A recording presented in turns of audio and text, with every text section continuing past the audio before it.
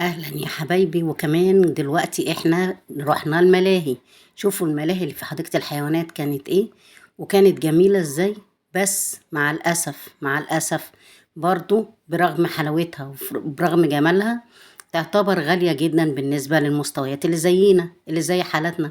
لو عندهم طفل او اتنين او 3 اطفال، كل لعبة ب20 جنيه. فتخيلوا 20 جنيه هتلاعب الطفل دقيقة واحدة او دقيقتين بالكتير.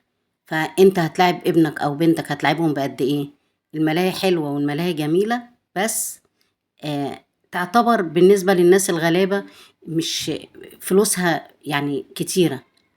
هي الملاهي حلوة قوي، ويوم كل الأطفال هيبقوا مبسوطين فيه. وتعتبر ملاهي نظيفة. بس مع الأسف مع الألم إن السعر التذكرة ب20 جنيه للفرد الواحد. يعني مش قادرة اقول لكم غير ان ربنا يرحمنا. هي الحلوة قوي وهي جميلة، بس مش قد مستوى الناس الغلابة اللي هم رايحين، يا دوبك رايحين عشان التذكرة ب5 جنيه، رايحين يتنفسوا وينفسوا ولادهم. الملاهي جميلة، كلنا نتفرج عليها وهنشوفها وحلوة. واللي معاه فلوس يروح جنينة الحيوانات يتفرج على الملاهي، على الأقل هيلاقي حاجة يتفرج عليها كويسة، وهيلاقي لعب للولاد كويسة. هي الملاهي كانت جميلة. بصوا الألعاب حلوة قوي، ومفيش حد بيحط فيها ولا يعني كل الناس برضو بيلعب، برغم ان اللعبة ب20 جنيه، بس هما بيلعبوا ولادهم. آه انا بالنسبة لي كنت حاسة ان هي كتيرة. في ناس كانوا حاسين ان هي عادية خالص. فيها كل الألعاب اللي تتخيلوها، من أول لعبة لحد آخر لعبة. كأنه بارك كبير. حلو جدا، جميلة حلوة. يا رب كلكم كده تكونوا استمتعتوا بيها، ويا رب تستمتعوا لما تروحوا بحديقة الحيوانات، ويكونوا بقى جددوها وعملوا فيها حاجات كويسة. الملاهي بجد حاجة حلوة جدا. الملاهي كانت جميلة. بصوا هنا قطاع جنة الأطفال التذكرة ب20 جنيه. كل حاجة في الملاهي دي، كل لعبة ب20 جنيه. كلنا كنا مستمتعين باللعب فيها، يعني باللعب هناك مش لعب فيها. مش هكذب عليكم. اللي هيلاعب ابنه مرة مش هيلاعبه مرة تانية، لأن عشان حرام.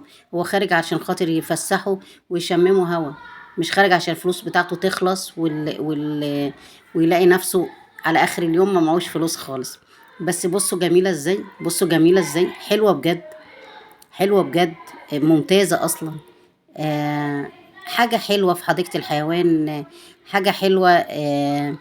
الولاد بيتنفسوا فيها، حاجة جميلة، وألعاب حلوة وألعاب متميزة بجد بجد. تسلم ايديهم. يا ريت يحافظوا على الجنينة ويعملوا فيها التصليحات والإصلاحات اللي هم بيقولوا عليها، لأن بجد بجد الذكريات بتاعتنا اتمحت من لما شفنا الجنينة.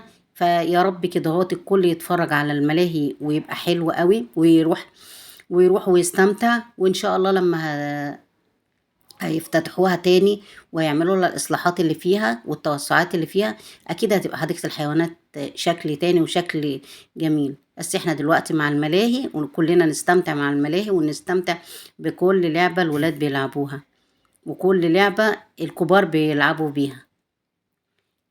قعدنا، اتحركنا. الجو كان حلو قوي. بصوا بصوا بصوا جمال اللعب.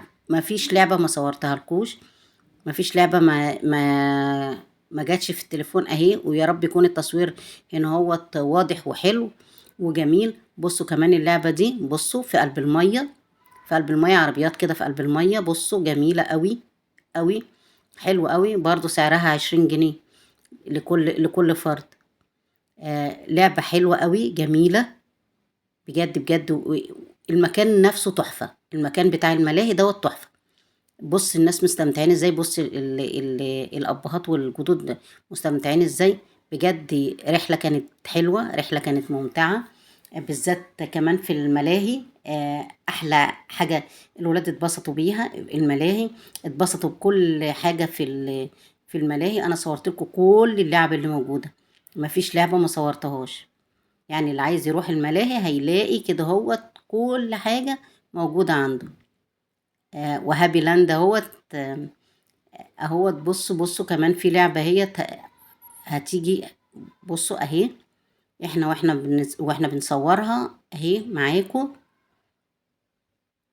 مفيش لعبة ما صورناهاش، مفيش لعبة ما شفناش فيها الأطفال مبسوطين. لا، كل الناس مبسوطين، كل الناس فرحانة، كل الناس بيتمنوا إن هم يجوا ويلعبوا. طبعا في أماكن تانية الأسعار أغلى من كده، أنا معاكم في أماكن تانية الأسعار أغلى من كده. بس هو أنا بقول إن يعني حديقة الحيوانات دي للناس اللي على قديهم، اللي ما يقدروش يودوا ولادهم ملاهي من الغالية قوي، ما يقدروش يودوا ولادهم فسح من الغالية قوي. فيا رب كده تكونوا اتبسطتوا وتكونوا اتبسطتوا برحلتنا. وشكرا لكم والسلام عليكم.